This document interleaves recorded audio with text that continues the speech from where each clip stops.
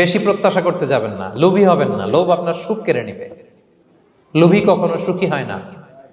লোভীর pocket কখনো ভরে না, যতদিন এটা ভরবে না।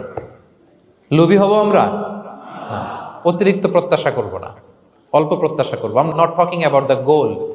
গোল should be bigger and higher, but I am talking about expectation. বেশি এক্সপেক্ট করা ভালো না। খুব প্রত্যাশা নিয়ে রাখছেন, কিছু পান নাই, দেখবেন যে কষ্ট লাগবে, ঠিক কিনা?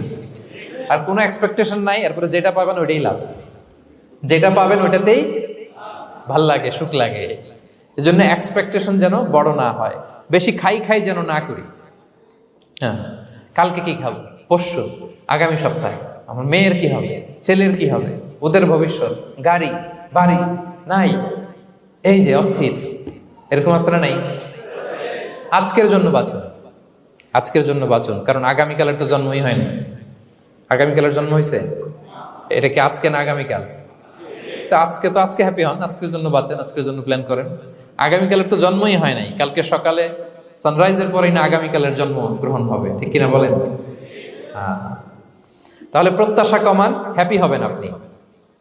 ইমাম গাজালি রাহিমাহুল্লাহ একটা চমৎকার কথা বলতেন। উনি বলতেন, তোমার রিজিকে যা আছে এটা 2 পাহাড়ের মাঝখানে থাকলেও এটা তুমি পাবা।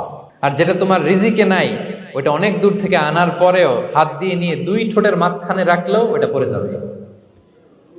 কথা বুঝতে পেরেছেন? আপনি মাঝে মাঝে অ্যানিমেল কিংডম অথবা জিওগ্রাফিক্যাল চ্যানেলে দেখবেন যে বক মাছ শিকার করে কিভাবে অনেকক্ষণ লুকিয়ে থাকে, হুট করে একটা মাছ ধরে।